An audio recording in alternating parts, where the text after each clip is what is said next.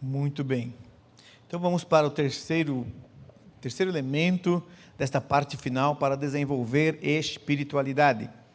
Então, eu não expliquei inicialmente, mas chegou a hora de entender sobre os ídolos e entendendo os ídolos, por que tem a ver com espiritualidade. E por que espiritualidade tem a ver com essa ideia de remover a carnalidade? Então, quando Paulo escreve a carta aos Coríntios, ele cria alguns termos que nós usamos até hoje. Usamos o termo espiritualidade e usamos o termo carnalidade. Paulo, ele criou esses dois elementos para explicar que o homem que segue o seu curso natural quer dizer, nasceu de sua mãe e seu pai, então ele é físico como todos os seres humanos o são, e ele vai ser inclinado a uma direção. Isso significa que a pessoa está seguindo a natureza.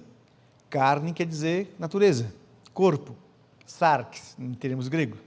E pneuma, que é o contrário da carne. Carne é que é matéria, pneuma que não é matéria. Então Paulo empregou aquela ideia de que quem segue o curso natural da carne, carnal. Quem nega a inclinação natural da carne é espiritual. Ele não estava propondo misticismo. Um ser espiritual. Quem é o homem espiritual? Quem é o homem que está desenvolvendo a sua espiritualidade? Não é um ser místico, um ser iluminado, um tipo de Buda, de monge, que o seu rosto brilha, e quando ele fala tem uma aureola azul, ou coisa do tipo. Não, é simplesmente um homem que está mortificando o ego, mortificando a carne. Se você nega a natureza, você será espiritual. Se obedece à natureza, você será carnal. Então, Paulo, quando escreve a carta, diz: eu gostaria de conversar com vocês como espirituais. Mas vocês são carnais. Vocês fazem o que querem. Vocês são vaidosos, querem fazer tudo o que quer. Espiritual quem nega. Aí você pode ler também a carta aos Gálatas, no capítulo 5. O fruto da carne é este. O fruto da carne é elevar o ego. E o do espírito? É mortificar o ego. É o contrário. Essa linguagem que Paulo criou nos ajuda a entender o que é espiritualidade. Agora, na ideia de remover os ídolos, eu espero que a explicação anterior sobre a imagem de Deus, ou seja, que é projetar à nossa frente uma busca por Deus, ser feito a imagem de Deus, não significa que nós somos semidivinos, ou que nos parecemos com Ele, não, é porque nós nos projetamos nele. Então, vou explicar isso para ver se ficou claro. Antes de existir o espelho, como nós temos hoje em casa, as pessoas que queriam ver sua imagem, elas tinham uma bacia de água, ou nas casas comuns, era fazer uma espécie de lago, para que ele pudesse enxergar na água, no seu quintal. Ali era como um espelho. Ou ele tinha lá um negócio com água, que ele ia olhar para a água para refletir a imagem, para ele poder pentear os cabelos, essa ideia. Então, não existia ainda um espelho que você vai colocar na parede e ver. Algumas pessoas usavam até um latão, que ele tinha que polir aquele tipo de latão, mas ele tinha que passar de mão em mão, é uma coisa móvel, uma coisa para todo mundo. Hoje, cada um de nós tem um espelho no lugar da casa, por exemplo, né? Mas antes de chamar espelho, no sentido de refletir imagem é qualquer coisa que coloca na frente. Aí aquilo vai evoluindo e passa a ser o que você projeta. Observe quando os fariseus chegam para Jesus e dizem assim: Senhor, é lícito dar tributo a César? Retoricamente, Jesus ao invés de responder, pergunta: não, diga-me, de quem que é a imagem que está aí? Eles olham para aquela imagem, está o César. Ou seja, imagem é quando você projeta algo à sua frente que precisa voltar para si mesmo. Não é isso que o César quer? Dá a ele. E Deus quer o quê? E por que vocês não dão a Deus o que Deus quer? Vocês não são a imagem de Deus? Por que vocês não se projetam a Deus e não voltam para Ele? A linguagem ficou fácil para eles entenderem. Percebeu? Não tem a ver com espelho, não tem a ver com estátua, tem a ver com o que é projetado sobre aquilo que você quer que volte. O César colocou a figura dele aí, porque quer que volte isto. Deus colocou a imagem dele aí, porque Ele quer que você volte. Ou seja, é o que está à frente, é o que você espera. E por isso que fazer uma estátua como obra de arte não é um problema nenhum. Você pode ter uma estátua na sua casa. Não vejo problema nisso. Mas se você começar a projetar que aquela estátua vai te dar alguma coisa, vai abençoar a sua casa, porque a estátua é de Moisés, a estátua é de um profeta bíblico, olha, aí você começou a projetar uma imagem que não é mais do Senhor. Você está querendo alguma coisa que não é do Senhor. Mas eu não tenho estátua, o que eu tenho é outra coisa. Ainda continua sendo idolatria, porque não é o Senhor. Idolatria é isto. Então a vida do salvo, ela é comparada a uma corrida, que nós precisamos remover tudo que atrapalha a encontrar Deus e a buscar a Deus. Todos os pecados, todas as vaidades, tudo que está aqui é uma busca pela remoção. Olha o que diz Hebreus no capítulo 12, no verso 1. Hebreus no capítulo 12, no verso 1.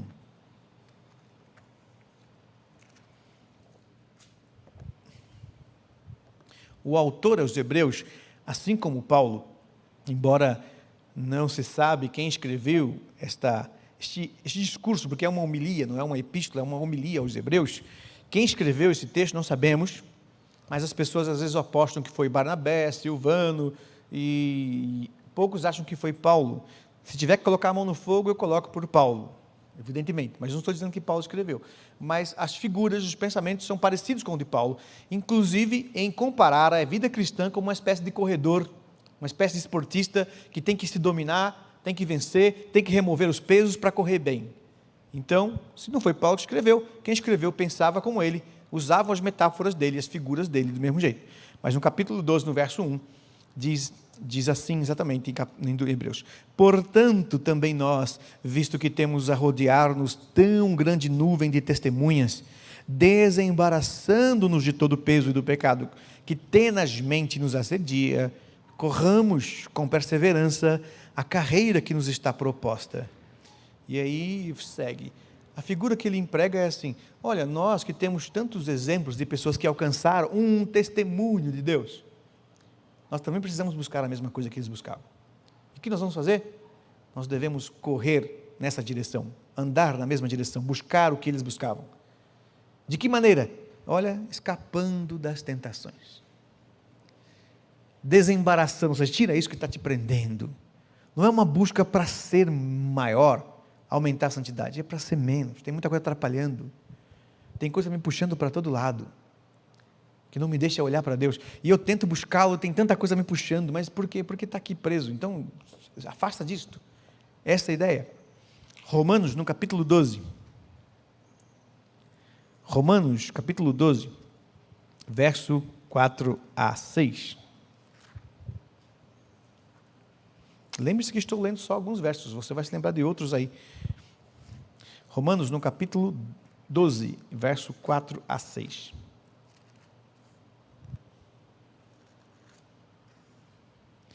Porque assim como num só corpo temos muitos membros, mas nem todos os membros têm a mesma função, assim também nós, conquanto muitos, somos um só corpo em Cristo e membros uns dos outros, tendo, porém, diferentes dons, e segundo a proporção da fé, se ministério, dediquemos aos ministérios, ou o que ensina, esmere-se em fazê-lo, o que exorta com dedicação, o que contribui com liberalidade, o que preside com diligência, quem exerce misericórdia com alegria. Ou seja, a nossa vida é comparada a uma carreira que nós temos que empregar a Deus, e não somos todos iguais. Nós vamos ter ações diferentes, nós vamos fazer a vontade de Deus em vidas e coisas diferentes. As nossas lutas são diferentes para cumprir a vontade de Deus, porque somos todos salvos, estamos numa mesma caminhada, mas nós somos diferentes, e nossos objetivos na vida são diferentes, nossos ídolos são diferentes, nossos pecados são diferentes.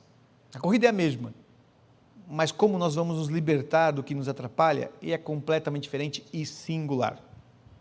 Por isso não me peça uma receita. Como faço para melhorar minha santidade? Eu não sei.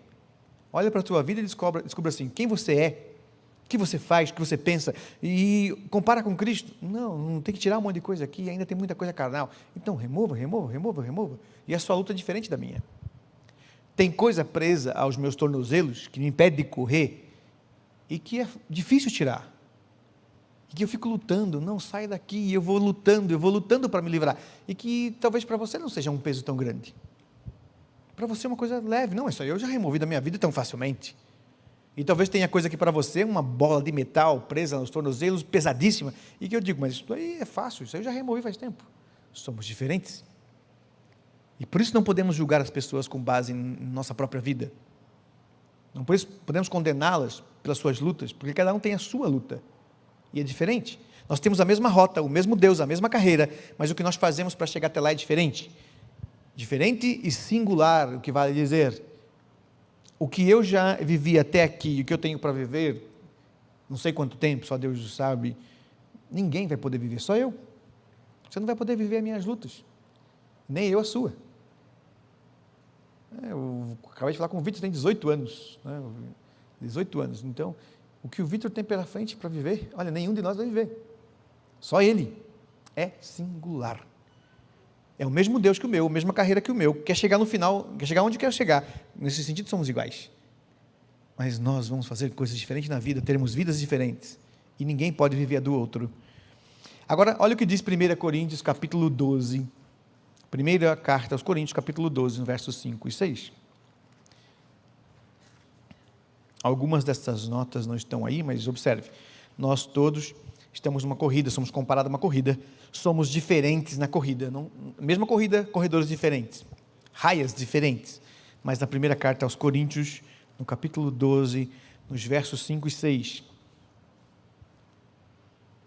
e também há diversidade nos serviços, mas o Senhor é o mesmo, e a diversidade nas realizações, mas o mesmo Deus é quem opera tudo em todos. A manifestação do Espírito é concedida a cada um visando um fim proveitoso, porque a um é dada mediante o Espírito uma palavra, e assim vai explicando naquele contexto o que seria diferente para aquelas pessoas. Todos nós temos uma corrida, temos uma chegada, o mesmo Senhor. Temos um caminho diferente, porque somos diferentes. E Deus quer isto. Pessoas diferentes. Não cada um tem que se santificar dentro daquilo que ele é e naquilo que ele tem que fazer para chegar até lá.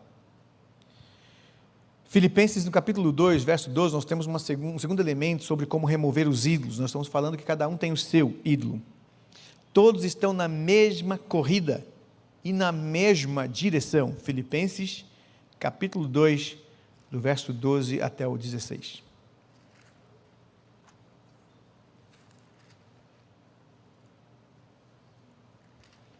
Filipenses, capítulo 2, do verso 12 ao 16. Assim, pois, amados meus, como sempre obedecestes, não só na minha presença, porém muito mais agora na minha ausência, desenvolvei a vossa salvação em temor e tremor. Porque Deus é quem efetua em vós tanto querer como realizar, segundo a sua boa vontade.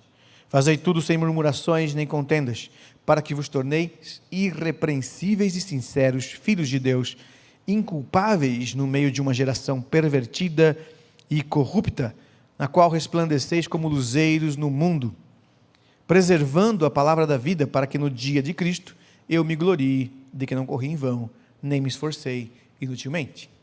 Observe então que todos nós estamos numa corrida e tem uma chegada, e nós vamos prestar contas a Deus de como corremos. Mas eu não vou prestar contas a Deus da corrida do outro. O caminho entre eu, ou entre Deus e eu, é meu, e eu vou prestar contas nesse sentido. O caminho entre Deus e você é outro, e você vai prestar contas do seu. Deus não vai cobrar que você tenha vencido as minhas lutas, e Deus não vai cobrar que eu vença as suas. O objetivo é chegar lá e ouvir, olha a sua trajetória de vida.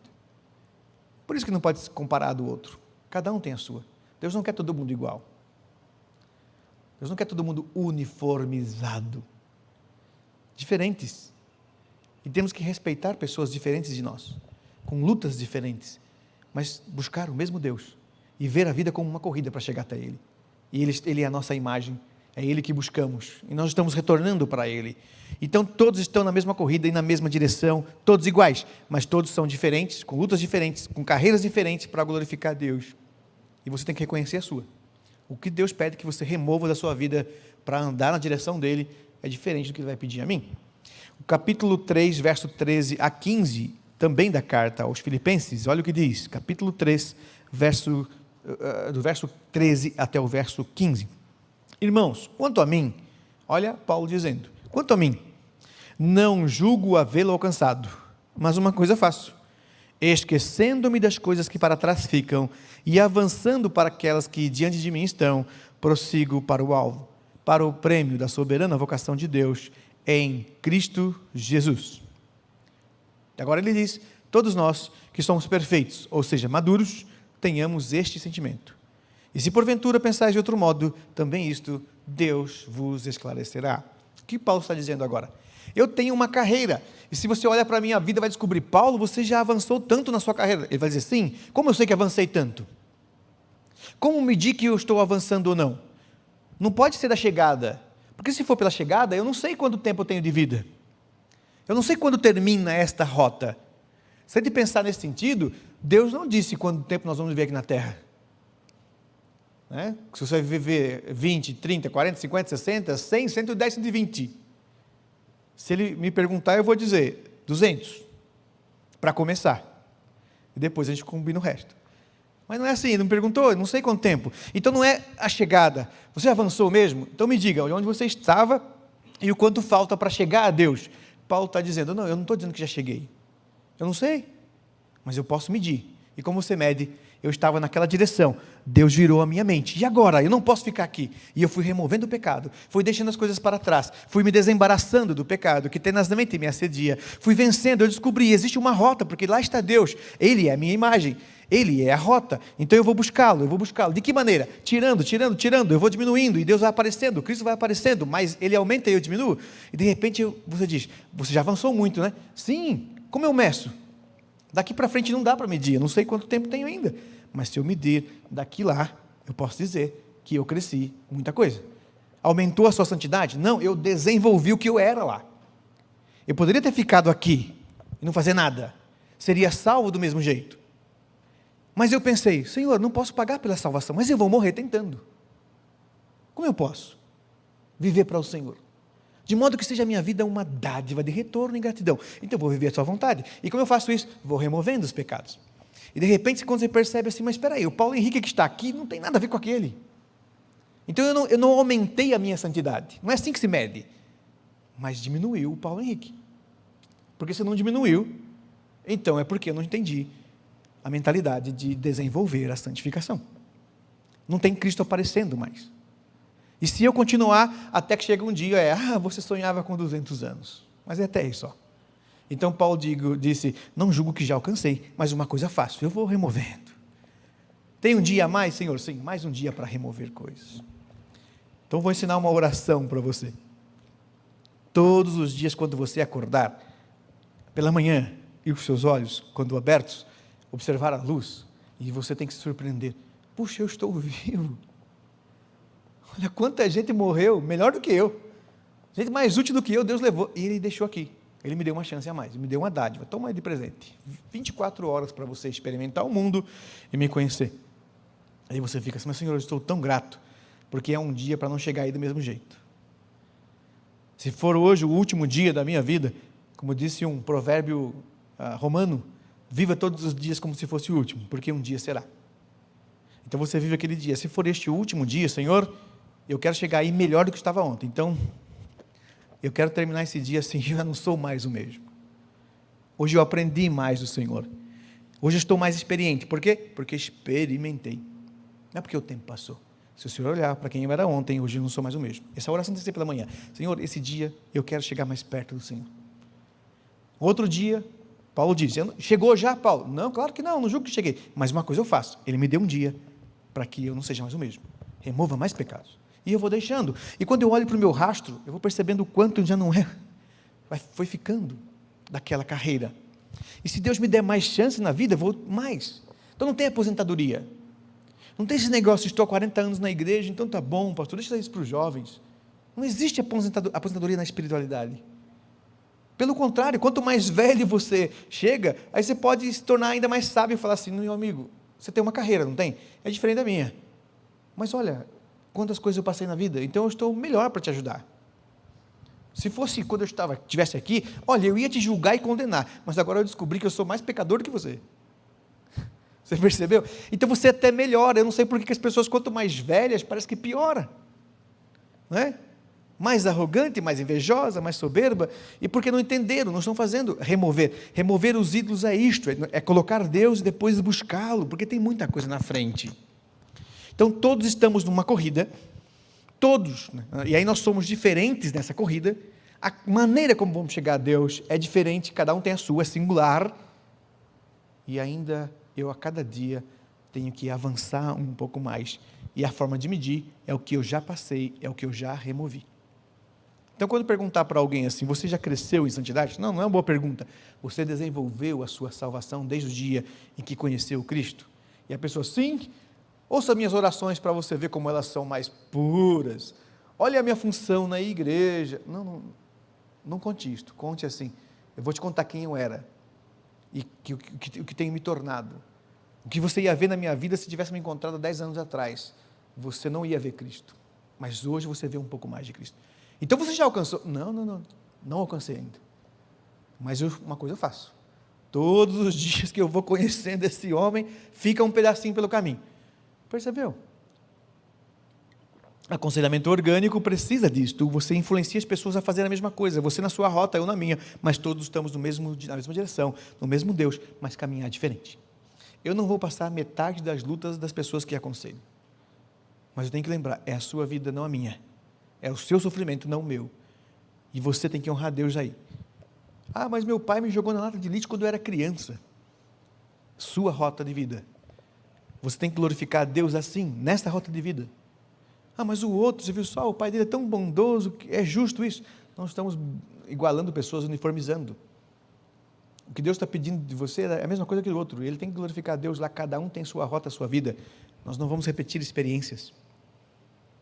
Percebeu? Então, da mesma maneira como eu tenho que ver os ídolos do meu coração, sem ter sido jogado na lata de lixo quando criança, você tem que buscar o seu, sendo jogado na lata de lixo quando criança. Deus tem que ser buscado em todas as circunstâncias. Então eu consigo naturalmente também ajudar essa pessoa. Todos estão na mesma corrida e na mesma direção, mas todos são diferentes na corrida. Efésios capítulo 2, no verso 25, verso 5. Efésios capítulo 2, no verso 5.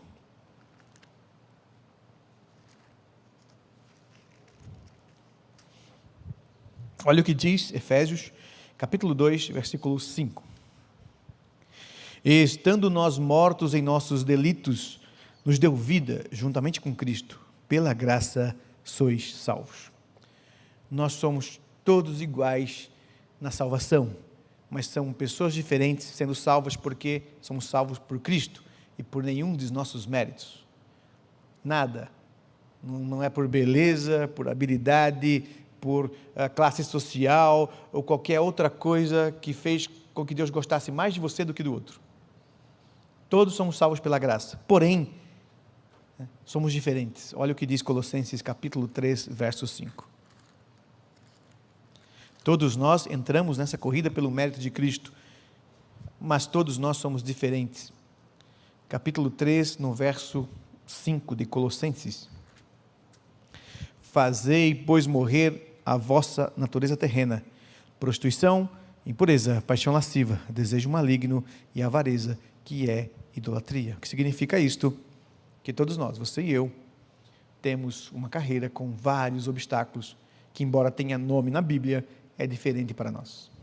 Observe a nossa natureza terrena. Eu tenho a minha, você tem a sua. Prostituição. Prostituição é querer lucro diante daquilo que não é original. Eu vou fazer isso de uma forma e você vai fazer isso de outra forma.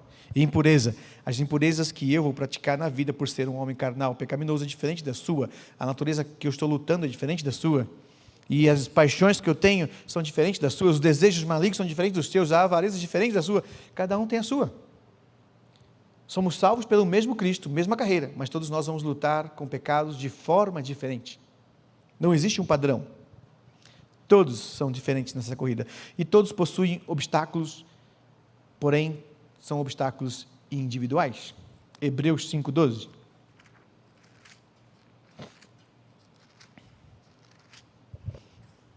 Hebreus, capítulo 5, no verso 2. Pois, com efeito, quando devias ser mestres, atendendo ao tempo decorrido, tendes novamente necessidade de alguém que vos ensine. De novo, quais são os princípios elementares dos oráculos de Deus. Assim vos tornastes como necessitados de leite e não de alimento sólido. Então, nós observamos ali que aquelas pessoas, passou o tempo, eles já deviam ser mestres, ou seja, dominar tudo aquilo, e eles, na verdade, estavam ainda necessitando de leite. Por que não amadureceram? O tempo não trouxe sabedoria, eles eram infantes, porém velhos. Isso é possível acontecer conosco também. como eu mestro se me tornei mestre. Ele não está falando de ensino, de informação e de conhecimento. Ele está falando da sua carreira, o quanto você já cresceu, amadureceu e já mortificou o seu ego e se tornou alguém que já passou dessa fase elementar. Eu tenho que voltar a explicar o Evangelho tudo de novo para você. Esta é a ideia. O Colossenses 3,5 nós já lemos, mas eu vou ler então Efésios 4:22. Efésios capítulo 4, no versículo 22.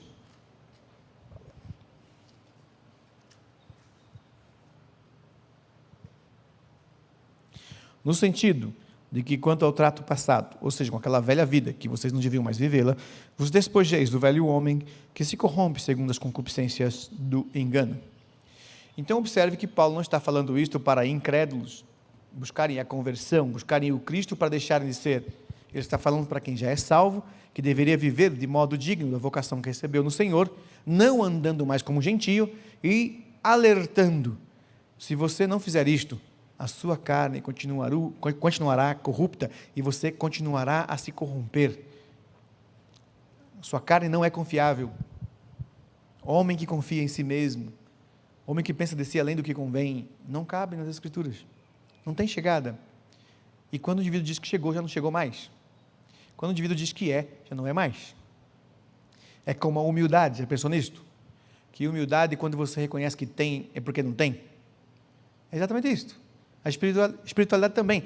Quando o indivíduo diz assim, eu sou um homem espiritual. Mas se ele já está dizendo que é, então é porque ele não é. Porque aquilo virou vaidade. E pode ser vaidoso buscando a coisa certa. Vocês já ouviram falar da história do Santo Antão? Nunca ouviram falar do Santo Antão? Vocês nunca rezaram para o Santo Antão? Por isso que não casou. Se você rezar para o Santo Antão, você vai casar. É o Santo Antônio. Não, estou brincando. O Santo Antônio da Católica que casa as pessoas é o Santo Antônio de Portugal. O Santo Antão, embora Antônio, é conhecido como Antão porque ele é do Egito. Então a Igreja Católica chama o Santo Antônio que casa as pessoas e o Santo Antão, se você rezar para ele, ele não casa ninguém. Então é a história católica. Agora, o que é a história do Santo Antão, do qual existem até um quadro muito belo, acho que está na França, se não me engano. Mas o Santo Antão era um homem que queria ser santo. E aí ele descobriu, na fase monástica, que para ser santo ele tinha que negar todas as suas vaidades. Então, para fazer isto, vivendo num mundo que tinha muitos assédios, muita pecaminosidade, ele descobriu que a forma de alcançar a santidade era viver como um ermitão lá nas montanhas arábicas. Então ele vai para a montanha, entra numa caverna e passa 40 anos meditando para buscar a santificação. Esse é determinado, não é não? E aí a história dele conta que o diabo queria fazê-lo pecar de todas as formas para não deixar ele alcançar o nível de santidade que ele desejava. E aí existe uma pintura que colocam até uns demônios arrastando ele, ou seja, todos os demônios do mundo todo queriam fazê-lo pecar e não conseguia. Ele era resistente. Ele estava buscando santidade, não ia pecar. Então tem essa foto, esse quadro pintado dos demônios arrastando ele e ele lutando com os demônios para ficar na santidade. 40 anos depois, ninguém conseguiu fazê-lo pecar. E aí o diabo aparece para ele e fala assim, Santo Antão, eu já desisti de você, 40 anos te tentando de todas as formas, todos os demônios do mundo, e você resistiu todos eles. Você venceu, eu estou indo embora, desisto de você. E quando ele diz que desiste, o Santo Antão fala assim, ufa, consegui, eu sou o homem mais santo da terra. Aí o diabo dá um sorriso e diz, agora te peguei. Ou seja, a vaidade do Santo Antão era a vaidade de ser santo, e o diabo então venceu. É possível. Claro que nós estamos falando de uma história, né, que é uma lenda do Santo Antão, mas reflete a nossa realidade. O indivíduo que diz que já chegou ou não chegou, o indivíduo diz que é porque não é. Né? Essa espiritualidade é aquilo que você diz, não, espera aí. Se comparar o que eu já alcancei, eu vou dizer, uau, alcancei bastante coisa. Mas se comparar o que eu quero ser, que é parecido com Cristo, eu nem comecei ainda. Isso faz com que você tenha um olhar misericordioso para as outras pessoas. Não é porque você andou 2 metros, que agora pode condenar quem andou 2 centímetros. Pelo contrário, você diz assim, olha, meu amigo, eu sei o que é lutar contra a sua vaidade, porque eu luto contra a minha também. Isso não me coloca em fase superior a você, só porque eu andei 3 metros a mais. Se é pela misericórdia de Deus, se eu já removi alguns ídolos, olha, há muitos à minha frente para remover ainda. Assim como estou eu lutando para remover os meus ídolos, você tem que fazer o mesmo com os seus. Estamos no mesmo caminho, a mesma direção, o mesmo Deus, mesma luta, mesma vida, só que nós somos diferentes. Eu vou vencer de um jeito e você de outro. Eu tenho meus inimigos, você tem os seus. Isso seria espiritualidade. Espiritualidade não é um orgulho de alguma coisa que você aumentou, ampliou ou cresceu. Pelo contrário, é porque você diminuiu a sua vaidade, a sua carnalidade. Isso até te aproxima mais do outro, não distancia, na ideia clerical. Quem acha que o pastor é mais santo porque as pessoas pensam na ideia clerical. Acho que quem sobe aqui em cima é mais santo do que quem está aí embaixo. Isso é uma das nossas coisas também, herança histórica, né? Que nós criamos os bancos todos arrumadinhos e criamos um palco, mas não pode chamar de palco porque é para apresentação. Então vamos chamar o quê? De altar. De qualquer forma dá no mesmo. Estamos colocando pessoas superiores. E dá a impressão que falar de cima é ser superior. E não tem nada a ver. Estamos todos no mesmo barco. Estamos todos à procura. Estamos todos procurando por Deus. E o dia que nos esquecermos disso, nos tornaremos vaidosos. Aí nós olhamos para as pessoas de outra forma. Condenamos todo mundo porque eles têm suas lutas e não venceram como nós vencemos. Olha para a função de líder espiritual, líder de grupo de jovens, de pastor, de diácono, e aquilo vai subindo a cabeça e vai se tornando vaidoso. E vai condenando todo mundo. Só eu estou certo, ninguém mais. Percebeu? Isso não é espiritualidade. Espiritualidade é a mortificação do ego. É não deixar o desejo dominar. É nesse sentido que o texto diz. Então observe que para desenvolver a espiritualidade, eu vou voltar aqui antes de chegar ao próximo tópico, desenvolver a santidade é entender que você é um salvo por Cristo. Somente Ele, ninguém pode. Mas uma vez que Ele te coloca na corrida, agora você quem tem que correr. É você quem tem que desenvolver. Não aumentar a santidade, mas desenvolvê-la. E desenvolver a santidade é mortificar a velha natureza, não é ampliar a santidade, mas é deixar que Cristo apareça sendo menos, diminuindo, mortificando. E aí vem a metáfora de remover os ídolos, como uma corrida. Uma corrida é uma raia, tem uma direção, tem um pódio, tem uma chegada. E há uma premiação para quem alcançar, porque foi determinado, porque se disciplinou, esmurrou o seu próprio corpo, reduziu ele à escravidão, se dominou em tudo, ou seja, buscou maturidade para não desviar do caminho de Deus, e foi na mesma rota. E por fim, então, último tópico aqui, quando buscamos tudo isso, ele começa a nos modificar, e modifica por dentro, modifica os nossos valores. Então eu queria trazer uma última reflexão para você pensar a respeito destes valores, que nos dominam todos os dias, sermos nós dominados pelo Espírito de Deus, como disse, e não pelo Espírito que habita em nós, caído, perverso, ciumento.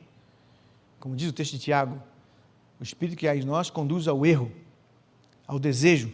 Esse desejo nos controla e aí nos afastamos de Deus. Quando nos esvaziamos, Cristo aparece e somos dominados por outro desejo. Isto é maturidade, autodomínio, domínio próprio, escolha. Agora, o que tem isso com valor? Valor é o que pesa mais na hora de decidir. Valor é o que pesa mais na hora de responder, na hora de escolher alguma coisa, na hora de pensar sobre alguma coisa, de escolher uma rota. Enfim, é a vida. Valor é isto. E eu vou te ajudar a pensar sobre uma questão. Não está aí, se quiser tomar uma nota para colocar à parte, é a ideia de desejo e sacrifício. Desejo e sacrifício são duas coisas que funcionam como uma balança. E balança é o que determina valor. No passado, valor, lembra da história? Vale quanto pesa? No passado não tinha etiqueta para dizer quanto vale tal objeto. É pelo peso. Então cria-se uma balança e coloca esse peso de um lado. E se ele equilibrar com outro, então este vale o quanto estiver pesando. Então o valor tem a ver com o peso, o que pesa mais. Então, se lermos as Escrituras, quando fala de valores, está falando disto, porque tem a ver com o mundo antigo. Se pensava assim, vale o quê? Vale aquilo que você inclinou mais. Isso são seus valores. Isso tem a ver com a sua modificação, quem você é. Você julga as coisas e está pesando, o que vale a pena. Vale a pena é o que pesou mais. Quando você se santifica, no sentido de que é santo, desenvolve a santificação, mortificando o ego, você vai aparecendo Cristo, autodomínio, começa a pensar quem ele é, importa o Cristo, isso muda seus valores. Tem coisa que pesa mais do que a outra, e você decide pelo que pesa mais. Eu vou ajudar você a pensar então sobre isto, da seguinte maneira: desejo e sacrifício funcionam como uma balança para o autodomínio. Tudo na vida envolve sacrifícios. Então, se o sacrifício pesar mais, você não faz. Você pode até desejar. Senhor, eu queria te glorificar mais, te conhecer mais, eu queria ser mais aplicado, eu entendi que devo ser orgânico na minha espiritualidade para influenciar pessoas, mais do que a forma, eu quero te servir. E você diz, olha que maravilha, mas não vai. Sabe por quê? Se o desejo pesar menos do que o sacrifício, nunca irá fazer. Não basta desejar, tem que amadurecer, porque meninos são movimentados pelo desejo, fazem o que querem. Agora, homens maduros são guiados pelo que devem, pelo sacrifício. E nós não gostamos de sacrifício. E no mundo evangélico, menos ainda. Porque a teologia histórica tirou o sacrifício do nosso meio. Sacrifício não salva, mas sacrifício disciplina. E com medo de confundir, que as pessoas estariam, mas se eu me sacrificar, se for sacrifício, então de que valeu o sacrifício de Cristo? Não tem nada a ver. O sacrifício de Cristo é para pagar pela salvação. O sacrifício do santo é uma gratidão por ter sido salvo. Olha a diferença. É uma dedicação, é uma devoção, é ser devoto. E aí é sacrifício. E tiraram os sacrifícios. Vivemos na época da graça. Mas que época que não foi da graça? A época da graça, desde que o homem pecou, já tem graça. Se não tivesse graça, Deus mataria todo mundo, exterminaria todo mundo, começaria outro mundo. Graça não é uma coisa nova. Graça é uma coisa que existe desde que Deus fez o mundo. Deus é gracioso, Deus não muda. Então, quando pensamos assim, sacrifício é importante para nós. Mas nós vivemos uma cultura que não gosta de sacrifício. Tem um jeito de conseguir isso da maneira mais fácil possível, a pessoa vai querer. E não tem, sem sacrifício. Observe quando você vai para o curso e você vai estudar em grupo. As maiores bobeiras que eu já observei, uma das, que já observei no mundo pedagógico é estudo em grupo. Estudo em grupo, eu sempre pergunto assim, se eu fazer um curso, tem que fazer estudo em grupo. Posso fazer sozinho e colocar o nome de todo mundo? Não pode, tem que ser em grupo. Eu falei, misericórdia, vou ter que estudar só uma parte, depender dos outros que não vão fazer nada e não vou aprender nada. Porque o que o outro estudou, eu não aprendo. Não tem jeito. Não tem jeito de aprender sem sacrifício. Se a gente dividir um estudo em 4 partes, eu vou aprender só um quarto. Você percebeu? Não tem jeito de aprender sem sacrifício. Quem estudou só um quarto vai aprender um quarto. Quem estudar tudo vai aprender tudo. Quem não estudar nada não aprende nada. Então não existe estudo em grupo. Estudo é com sacrifício. Quem passou pelo sacrifício cresce, quem não. É como pagar alguém para ir na academia por você. Não adianta, você vai continuar. É quem treinou, é que desenvolveu. Então observe que desejo e sacrifício tem a ver com isso, não basta desejar. E eu vou dar uma ilustração para você então entre desejo e sacrifício, para você entender isso melhor. Olha como funciona. Não sei quantos aqui já tentaram emagrecer. E já percebeu que tentar emagrecer é impossível sem sacrifício. E haja sacrifício, não é? Você fica assim, na semana que vem eu vou começar uma dieta, mas chega na hora do almoço você fala assim, mas é muito sacrifício. Não, eu vou na academia. E você descobre que, mas tem que levantar peso, tem que correr. Não basta matricular, tem que sacrificar. Então você começa, 2 meses depois, você diz, não, é muito sacrifício, eu não queria tanto assim. Ou seja, você quer emagrecer, mas o sacrifício é maior, então o que pesa? Se o sacrifício, se o desejo de emagrecer, comparado ao sacrifício, o desejo for mais leve, vai pesar mais para o sacrifício, vai dizer, não chega, não dá, cansei e vou continuar como estou. Porém, note, você vai ao médico, aí o médico diz assim, Amós não precisa perder peso, né? Mas ninguém aqui precisa perder peso, na verdade. Mas vamos fingir que o Amós tem uns 200 quilos aí.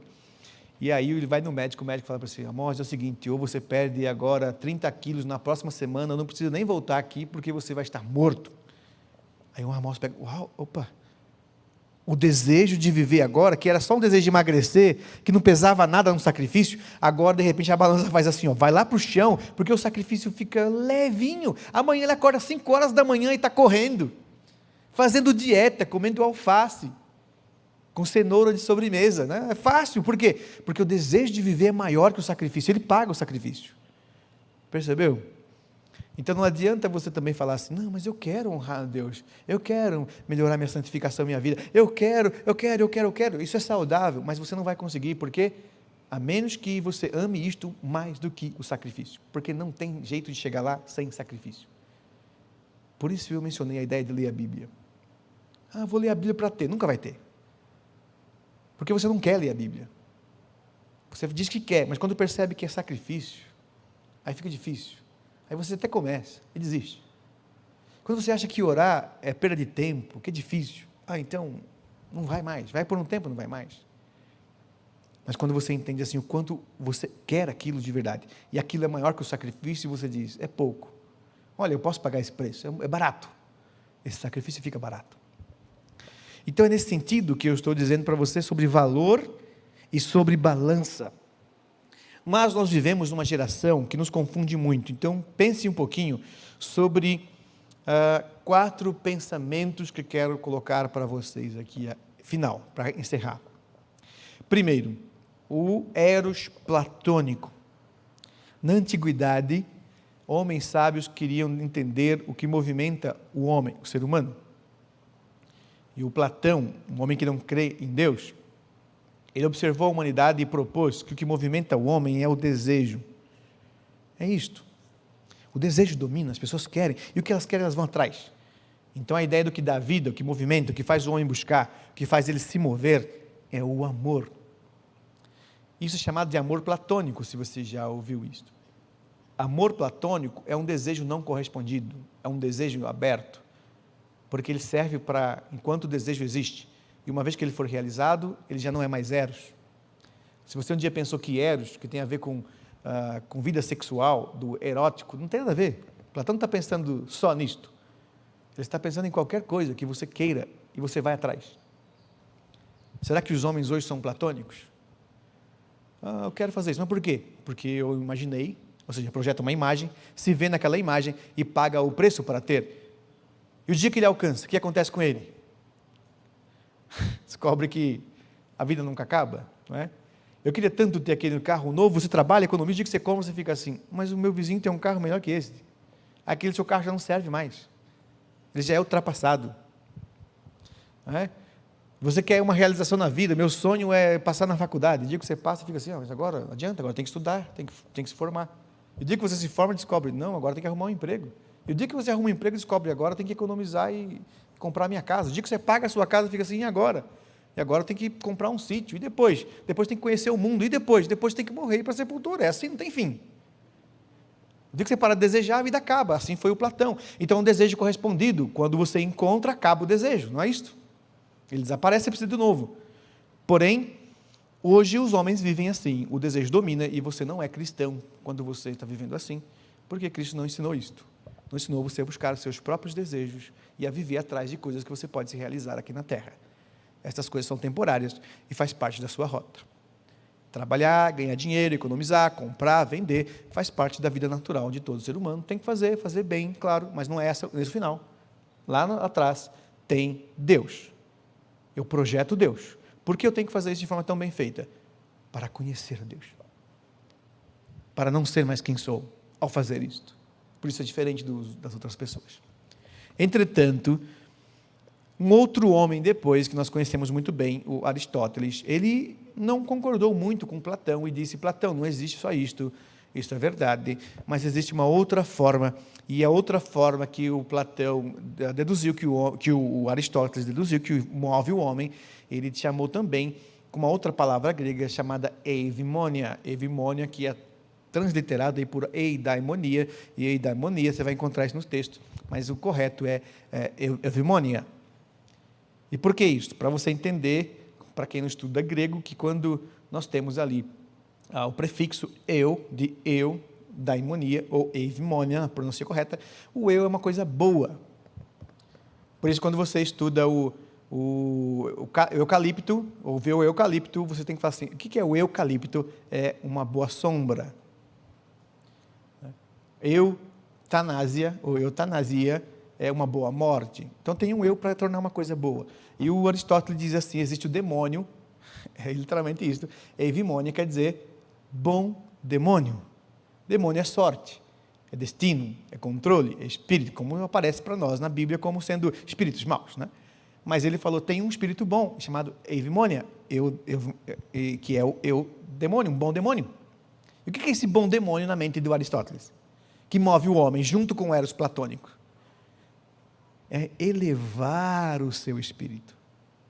É algo que você faz e se sente bem. Princípio do prazer. Você gostou? Então, se você, qualquer coisa que você está num estado baixo de potência e de repente amplia o seu estado, você diz, opa, um bom demônio. A vida está melhorando. Então você vai se realizando, de realização em realização. Então, diferente de Platão, ele disse assim, não é uma coisa assim, só para buscar e quando encontra acaba. Tem também um estado de espírito que nós encontramos e ele é estático. Você vai ampliando, você vai aumentando. Foi entendido como boa sorte, como uma boa vida, um bom demônio. E hoje nós temos pessoas assim também, querendo elevar o seu espírito. Querendo ter sensações, realizações na vida para dizer, não, eu posso morrer em paz, Senhor. Por quê? Porque já realizei todos os meus sonhos. Isso é um pensamento aristotélico. Ou, por que eu estou me movimentando? Porque eu quero alcançar algo. Então, você é um pensamento platônico. Mas isso não é cristão. Agora, observe a brincadeirinha de grego, de palavras gregas. Eros significa ter, buscar, desejo. E vem o Aristóteles e evimônia. Evimônia quer dizer um estado elevado de espírito. Mas ainda é para você. É o que você deseja e o que você sente de elevação espiritual. Mas Jesus não se comunicou assim, Paulo não se comunicou assim. E quando Jesus chegou e falou, os apóstolos entenderam o que estava no mundo hebreu, já muito antigo. E ele se comunicou com a palavra grega que nós conhecemos, ahap. Se você gosta dessa brincadeirinha linguística, observe que na nossa cultura transliteraram para a palavra ágape. Isso certamente você já ouviu. No mundo evangélico eles gostam da palavra ágape. Ou agape, dependendo da pronúncia, agape é melhor. Mas também não está certo. Por isso que talvez aprender a pronunciar as palavras gregas corretamente ajuda no entendimento, na leitura. A palavra agape, transliterada, na verdade se pronuncia como ahap. Para os estudantes dessas línguas, o pi é labial. Então você tem que pronunciar ahap. O rapa-rama-ri, gutural. Então, é a ra. Se fizer assim, fica gutural, fica labial. Agora, por que estou dizendo isto? Porque existe uma palavra no hebraico chamada ra, com uma consoante gutural e uma labial no final. Ahaf, ahap. É a mesma coisa, porém em línguas diferentes. E o que significa ahaf e ahap? Traduzido para o português do Novo Testamento, ahap ou agape é amor. E no hebraico, ahav é sacrifício. Então nós não podemos ler o Novo Testamento e achar que Jesus está falando de amor, que é o que você ama e quer, que amor é desejo, porque senão você está pensando com cabeça platônica, e que é muito fácil. E não podemos ler amor, quando Jesus e Paulo se pronunciam, e ler que ele está falando de um estado de espírito, porque você quer realização, porque isso seria aristotélico. Mas você precisa pensar com a cabeça do hebreu, que ahap tem a ver com ahab, que quer dizer sacrifício. Eu não estou me tornando para mim, eu estou me tornando para o outro, porque o grande princípio no mundo hebreu é Deus acima de toda a nossa vida, com toda a sua alma, com toda a sua força, com tudo que você é. E se isto é verdade, se isto é honesto, se isto é autêntico, quem será beneficiado? O outro. Quanto mais conheço a Deus, mais útil. Quanto mais conheço a Deus, menos soberba. Quanto mais conheço a Deus, menos da minha alma, da minha força, menos eu apareço. Então quem ganha? O próximo. É para o outro, é em sacrifício. Esta é a realização, e isto é o que nos move. O que move um crente não é a realização dos seus desejos, mas é passar por esta jornada e encontrar Deus, porque é Ele que vê lá na frente. Ele é a sua imagem. É Ele que Ele quer conhecer todos os dias. É Ele acima de tudo e de todas as coisas que tem para Ele. Então, como Ele pode fazer isso sem se tornar útil? Isso significa sacrifício. Alguém que é guiado pelo sacrifício. Por fim, então tem a interpretação religiosa. A nossa religião infiltrou os pensamentos de Platão na teologia. Boa parte do que o cristão pensa hoje é platônico, ele não sabe. E depois, um certo momento, infiltrou-se também o pensamento aristotélico. Entrou para a nossa religião. E hoje nós incorporamos isso na leitura bíblica e na nossa vida. E por isso não sacrificamos. Por isso não vivemos uma dedicação.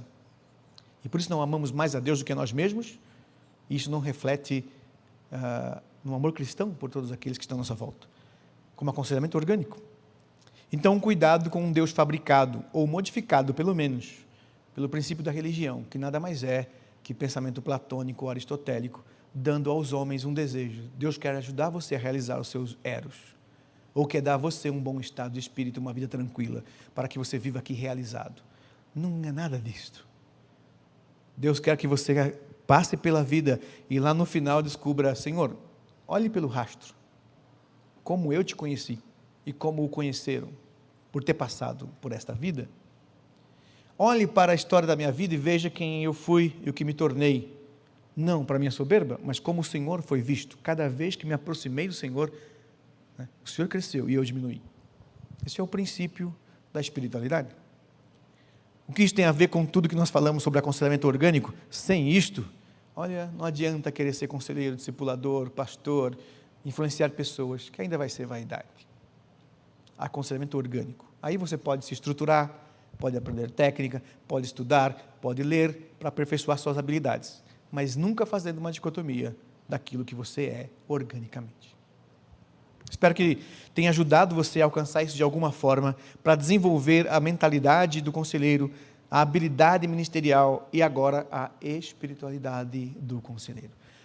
Temos apenas alguns minutos. Há alguma pergunta que você não pode partir deste encontro sem resposta, sem entendimento, que eu ainda possa te ajudar de alguma forma? Amós, por favor.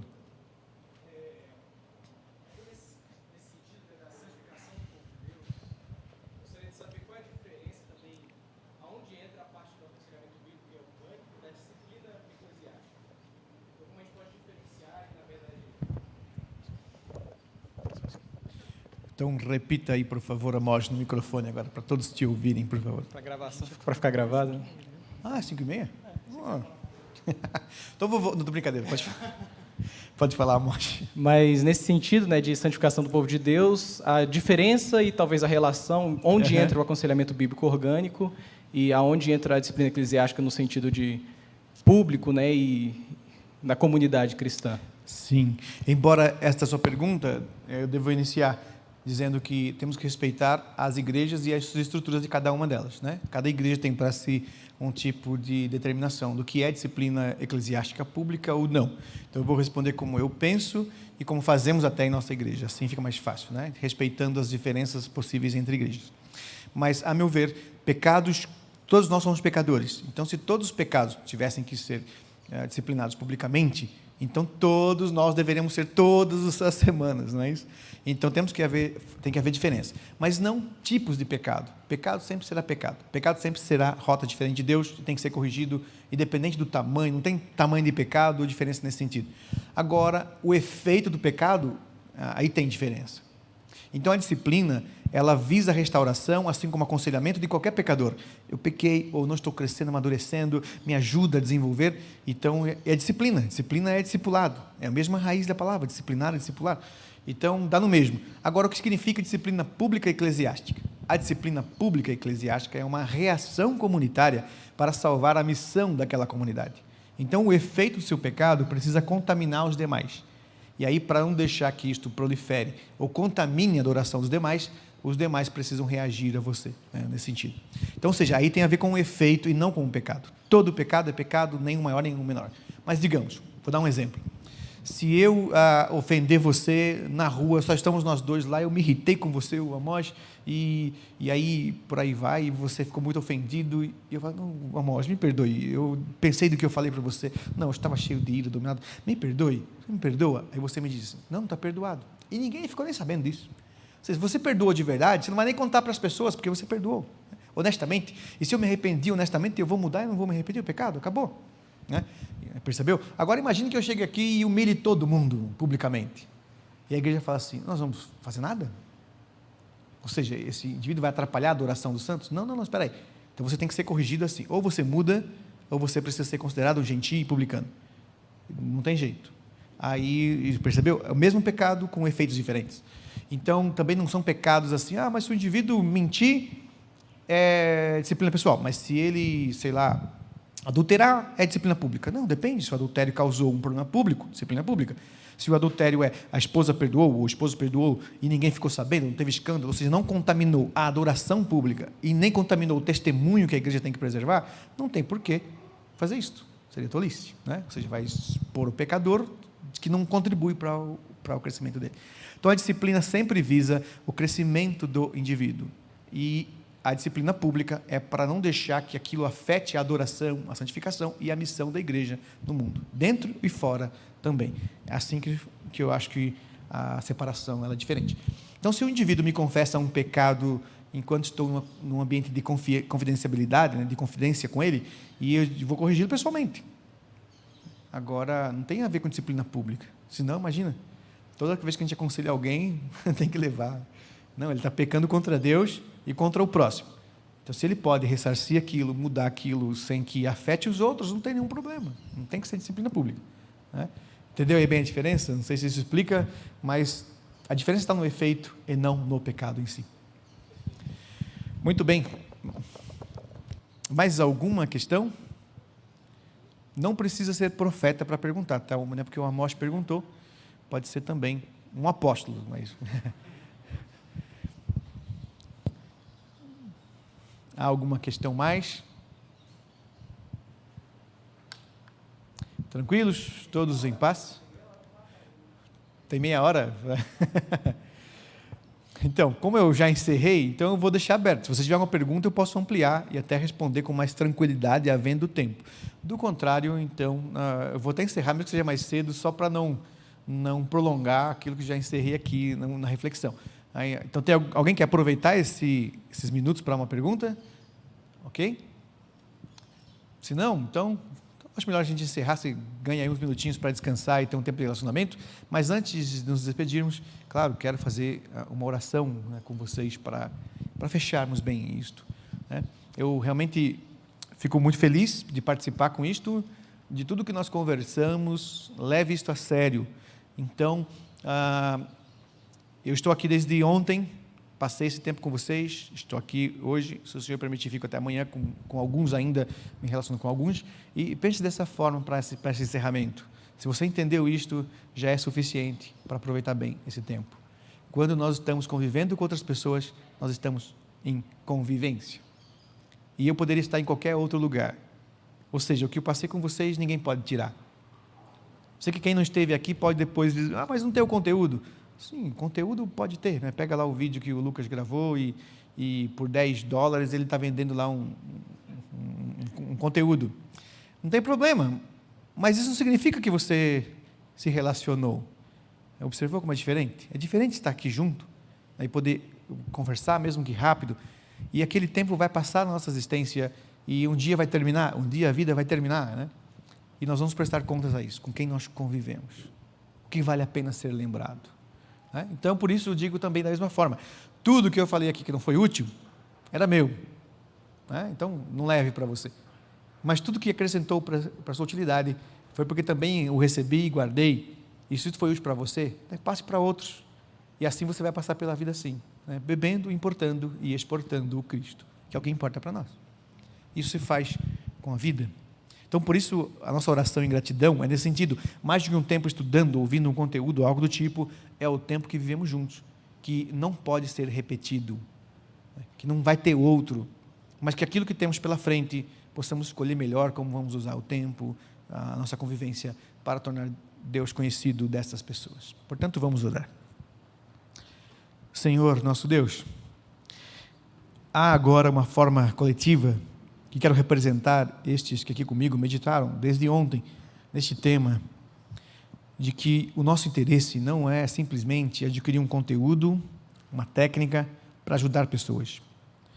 Que seja honesto o desejo de ajudar pessoas por causa do Senhor, de levar pessoas a Te conhecer como nós conhecemos, a experienciar uma vida que nós temos contigo. Mas ao mesmo tempo, Senhor, eu quero agora, unilateralmente, rogar por todos estes que nunca pensaram a respeito disto. Se ninguém nunca pensou a respeito disto, e agora passou a pensar, alimente no seu espírito um desejo profundo de conhecer o Senhor mais do que todas as coisas. Isso não significa, Senhor, dar menos importância às estruturas, aos sacrifícios, à liturgia, à rotina, às habilidades, ao conhecimento. Não é isso que rogo. Eu rogo para que no meio disso tudo, eles entendam que é o Senhor que nós buscamos enquanto fazemos isto, que é o que vale de fato, é quem nós somos para Ti. Quando colocamos nossa cabeça num travesseiro e não temos mais ninguém ao nosso redor, e naquele ambiente da escuridão, é um reencontro contigo.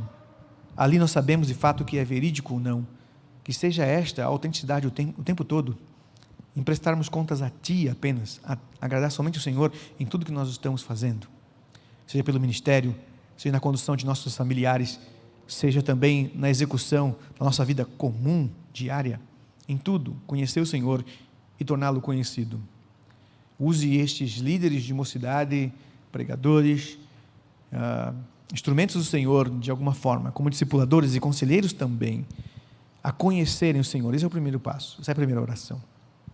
Da mesma forma como na escuridão, no mundo tão caído como esse, assim como os insetos na noite procuram a luz, que seja isto tão natural para eles, buscarem o Senhor no meio de tudo isto, e não se perderem no meio de um mundo de trevas, sendo enganados pelos seus próprios desejos, mas conhecer o Senhor profundamente.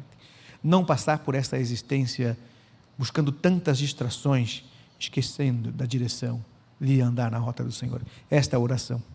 Eu sei que eles também enfrentam lutas individuais e que cada um deles vençam exatamente para glorificar o Senhor. E assim auxilie pessoas que também têm suas lutas individuais. É esta oração que fazemos por todos eles e por este ministério em nome de Jesus. Amém. Querido, Deus abençoe a todos. Realmente uma alegria ter estado com vocês. Agradeço pela oportunidade. Espero ter servido de alguma forma, em alguma instância. Se eu não atrapalhei, dou-me por satisfeito. Se não ajudei nada, mas não atrapalhei, está tudo bem. Estou feliz. Deus abençoe. Lucas e Mateus, obrigado mais uma vez pela confiança. Para quem eu passo a palavra?